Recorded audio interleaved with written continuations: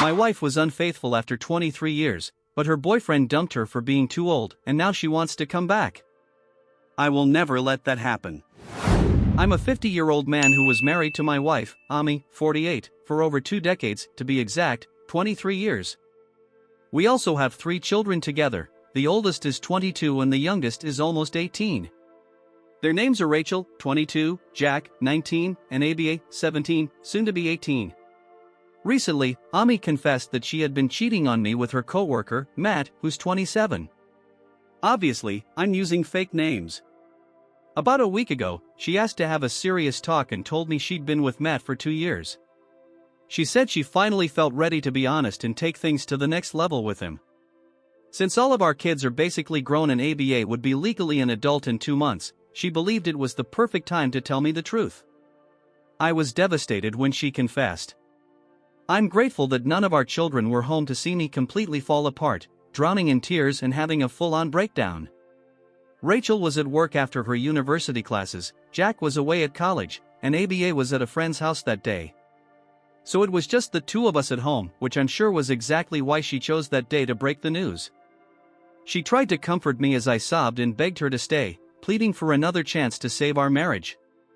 But she said she couldn't keep wasting her life stuck in a loveless relationship. My whole world turned upside down that day. Naturally, my first reaction was to try and get her to stay and deny everything she had just told me. Please don't judge me, it all came from a place of raw weakness. I allowed myself to sob uncontrollably for about half an hour before I finally pulled myself together. All that time, Ami sat next to me, stroking my arm and saying things like, "It'll get better and you'll find someone else," treating me more like a wounded dog than the husband she'd betrayed and abandoned after 23 years of marriage. Once I gathered some strength, I stood up and told her to leave the house. I didn't want her around anymore. She looked genuinely surprised that I'd gone from begging her to stay to kicking her out. Honestly, I was surprised at myself too, but I said it anyway.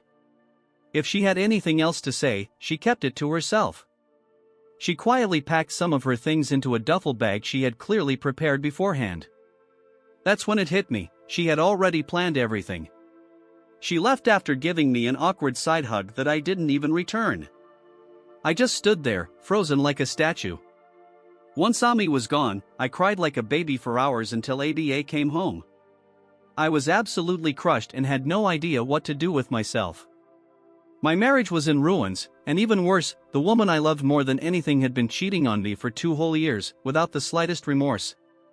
Even after confessing, she acted like it wasn't a big deal, like she was just comforting me out of politeness rather than truly feeling guilty. A million thoughts kept running through my head on an endless loop. But at least now, a week later, I'm feeling a bit more stable. I've managed to stay strong for the sake of my kids, if not for myself. I have to be strong for them because this has been extremely hard on them too. When ABA got home that day, she found me passed out on the couch. When I woke up, she immediately noticed my swollen, red eyes. She kept asking what had happened and where her mom was. I didn't want to say it out loud because speaking it would make it real, but eventually, I told her the truth. I broke down crying again while explaining, which was pretty embarrassing. But at least ABA was there to comfort me, and that's exactly what she did. She was just as shocked as I was when she heard. At that point, I wasn't thinking clearly, so I hadn't told anyone else. But ABA started making phone calls and eventually got in touch with her siblings. She asked them to come home as soon as possible, and also called my brother, their uncle, to come and help us. My brother Eric, who's 45 and still single by choice, is a solid guy. I've always known I could count on him in tough times, and he proved me right by showing up just a few hours after ABA's call, even though he lives far away. I knew I needed time to clear my head, to mourn the end of my marriage and the life I thought I had. So Eric stayed with us to help out for the next few days. It's been a week now, and he's still here, and so are all my kids. We're trying to deal with everything together and somehow make sense of it all, because it still feels like a nightmare I can't wake up from. I never imagined Ami's departure would hit me this hard, or wreck my mental health like this. Honestly, Eric coming to help was a blessing, because I've been so lost since she left that I can barely get out of bed in the morning. So yes, I'll take all the help I can get. My kids have been incredibly sweet too, and for that, I'm truly grateful. I talked to my lawyer about everything, and we're now preparing for the inevitable divorce. I haven't officially filed yet because I was waiting for Ami to serve me the papers, and honestly, it felt strange that it hadn't happened yet. But last night, I found out exactly why she hadn't filed for divorce, despite saying she was leaving me. Late last night, I got a call from Ami. I was surprised because we hadn't spoken since she moved out, and I had no idea why she would be calling me after almost a week of silence. I answered, and she sounded distraught, sobbing heavily. She asked about the kids, and I told her that everyone was here, including my brother. I tried my best to keep any concern out of my voice because I didn't want her to know that I still cared. I do still care, but I didn't want her to know that. After she asked about the kids and I answered as bluntly as I could, she started crying even harder over the phone. I was caught off guard. I wasn't expecting her to break down. After all, she was the one who cheated and left, so it didn't make sense that she was the one crying. Before I could stop myself, I asked if she was okay. That's when she told me. Matt rejected her when she asked to move in with him the same day she left our house. Apparently, he wasn't ready for a real relationship, he had just been playing around with her. He told her to her face that he was still young and wanted to have as much fun as possible before settling down. And while Ami is attractive for her age, she's 50 years old with 3 kids, not exactly what he envisions for a future wife. He wants kids of his own and a long life ahead with whoever he chooses to marry, and due to Ami's age, that future is impossible with her. So, he told her he didn't see a serious relationship or living together happening, not with her, at least. Now she was having a complete breakdown because she had nowhere to go. She cried over the phone for about 15 minutes, realizing she had destroyed her life for an affair. Honestly, I felt a great sense of satisfaction hearing that. She told me that our kids weren't speaking to her anymore, they had all blocked her everywhere without even saying a word. She had been living in a hotel for the past week because she didn't know if I would take her back, and she was too scared to ask. Finally, she broke down enough to call me, because she didn't know what else to do, and she obviously couldn't live in a hotel forever. She asked if I would let her move back in and give her another chance. I was stunned at the sheer audacity of her request. Within seconds, all my worry and sadness evaporated, replaced by pure rage. Honestly, a feeling that should have come much sooner. I immediately told her that there would be no second chances, just like she hadn't given me one. I told her I was glad this was happening to her because she deserved every bit of it for what she did. Then, I hung up the phone without waiting for a response, turned my phone off, and went to sleep, determined not to think about her anymore. I was furious that she even thought for a second that after everything she had done, she could just come running back to me and I would fix her mess like I always used to. Over the years, we had our fair share of ups and downs in our marriage, like any couple, but I was always the one to fix every fight, even when she barely ever apologized. I was always the one to chase after her, even when I wasn't in the wrong. But I'd had enough. I couldn't forgive this. I couldn't move past it.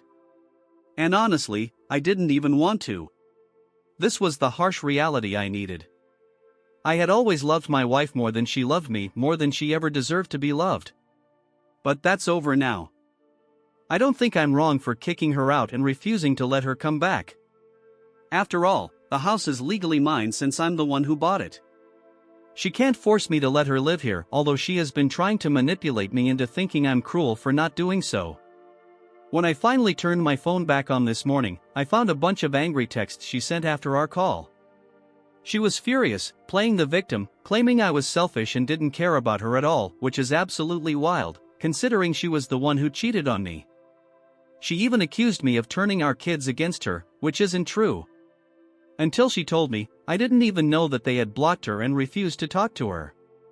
So I don't see how that's my fault. Honestly, it seems completely absurd that she's blaming me for being selfish just because I don't want to give her another chance after what she did. And when she got rejected by the guy she cheated with, she came crawling back to me like I would just fix everything for her. I don't believe I'm wrong at all, but just to make sure I'm not being unnecessarily cruel out of anger, I'm asking you all. Am I wrong for refusing to let my wife move back in after she cheated on me with her coworker? Update 1. Hello everyone. First, I want to give a huge thank you to every single person who took the time to respond to my original post. I'm truly grateful that I made that post and that I realized just how much I was being manipulated by her. She had been making me question my decision not to let her back into my home and my life. Without a doubt, I was having second thoughts, and if I hadn't posted here, I might have fallen back into weakness. To everyone who replied, thank you so much. I appreciate it more than you know, and honestly, I believe you saved me from another life of absolute misery and distrust, which would have been inevitable if I had decided to forgive Ami and take her back. But now, I'm fully back to my senses and I know she absolutely does not deserve a second chance. It's been a few days since my original post, and she's still been blowing up my phone with messages trying to convince me to take her back. She's tried almost every tactic, from guilt-tripping to emotional manipulation, constantly apologizing and saying she made a huge mistake by having an affair, and promising to do whatever it takes to make up for it. I honestly don't understand why she thinks I would ever take her back after what she did. This isn't just some minor issue, and she's still not treating it with the seriousness it deserves. She doesn't fully grasp the enormity of what she's done to me, and frankly, I doubt she ever will. I feel a lot better now, so I sent Rachel and Jack back home so they could get back to their normal lives. ABA is still living with me for now and checking in on me from time to time, which I really appreciate. But I told her not to let it stop her from going out, having fun with her friends, or doing anything else that brings her joy. I know this has been a hard time for all of us, but eventually, we'll get through it. And she's supposed to move out this fall to go off to college anyway, so I really want her to make the most of her time here. My brother is still living with us too, and I'm truly grateful for that. I've talked a lot about the emotional impact of the betrayal and Ami leaving, but there have also been day-to-day practical changes. They may seem small, but they're constant reminders of her absence. Now that Ami's gone, we needed someone to take over her share of the chores.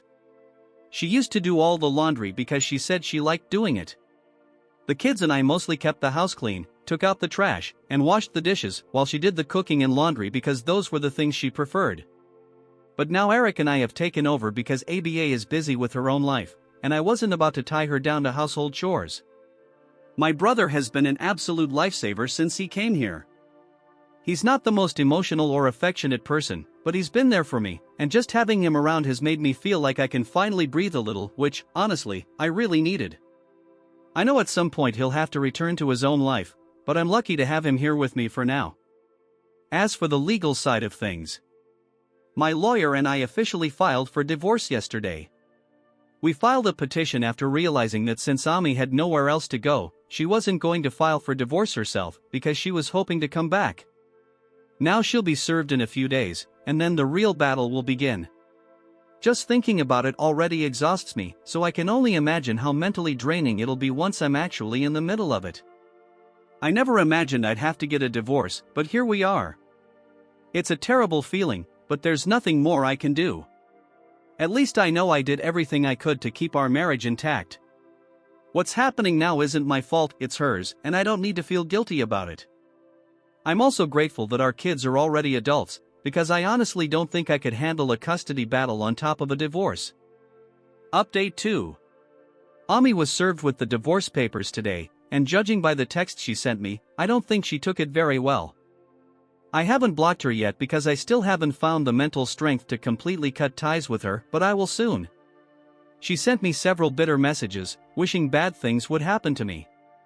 According to her, I'm the one who ruined her life and that I'm only doing this out of revenge because she just wanted to have a little fun to escape her boring and monotonous life. She told me that I'm almost 50 years old, that I look every bit of it, and that she just wanted a change of scenery.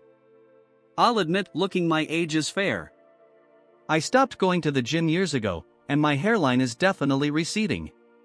But honestly, that's just part of the natural aging process. I'm a father of 3 kids who are now almost fully grown, so it's only natural that I look the age I am. It's not like I'm some unhealthy, overweight mess either, I actually stay in decent shape for my age. If she expected me to look the same as I did when we got married in my early 20s, that's really her problem, not mine. I don't think it's even humanly possible to stay looking young unless you're a celebrity who can afford to spend all their time and money preserving their appearance. Sure, she probably finds Matt physically more attractive than me, but that's where marital commitment comes into play. If she couldn't exercise even the slightest bit of self-control and just threw herself at the first young guy she thought was good-looking, that's not on me. It's honestly kind of pathetic that she's still trying to shift the blame onto me and act like what she did was somehow justified and that I'm the one who should have fixed it. But that's just who she is, I guess. Now I'm seeing all the red flags I ignored for over 20 years out of love for my wife. And now that she's about to become my ex-wife, I realize what kind of person she truly is, and I feel like an idiot for not recognizing it sooner. I should have seen it all along. But I chose to ignore it because I loved Ami.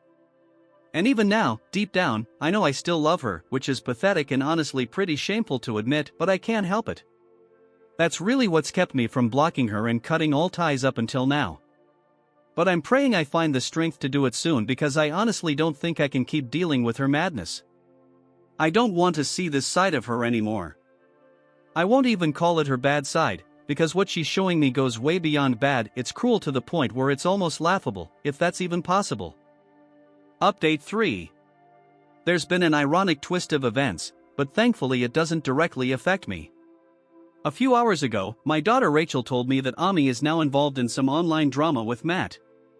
Apparently, yesterday she made a post ranting about how Matt had cheated on her after 2 years and left her because he didn't see a future with her. Now that I think about it, it was pretty stupid of her to throw away her life without even discussing these things with him first. I'm no cheater, but even I know she should have at least stopped to think before diving headfirst into a relationship with Matt and maybe asked if he even wanted the same things. Back to her post, a few of their co-workers also chimed in, saying that Matt had been involved with them too. So basically, this guy was pretty much the office mattress and never actually loved Ami. I used to not really believe in karma, but this right here, this is karma at its finest, and honestly, I can't believe it's happening to her. I've already blocked her, and so has Rachel, but we found out through a cousin who still has Ami added, since we haven't officially announced the separation to the rest of the family yet. Though honestly, this post alone is doing a pretty good job of that. I'll tell my side of the family soon enough, but for now, I just want to sit back and enjoy the drama Ami has gotten herself into. Honestly, this Matt guy deserves some applause. I seriously can't imagine someone managing to have multiple affairs with coworkers for over a year. At first, I hated him when I found out Ami had cheated on me with him, but now? I think I'm starting to appreciate him. Maybe I'll even congratulate him and say well played or something, I don't know. All I do know is that this is the perfect revenge for what Ami did to me, and it's truly the perfect example of the consequences you face when you throw away your perfect life just for a little fun, as she put it. At least soon I'll be out of this mess and out of her life, and honestly, I can't wait for the divorce to be finalized at this point. Update 4. Hello? It's been a little over a month since my original post, and we're currently in the negotiation phase for the settlement. It's incredible how I can look at her now and feel absolutely nothing. Sometimes she smiles during the meetings and tries to talk to me afterward, but I do everything I can to avoid her and keep my distance. As far as I know, she's living with a friend now and has been fired from her previous job, but I don't think I'll have to pay alimony, thanks to her very public confession of infidelity on Facebook, all because of her delusional belief that Matt would ever be serious about her. I don't even have to prove she cheated, because she basically did all the work for me. My kids still aren't speaking to her, and we like to pretend she doesn't even exist anymore.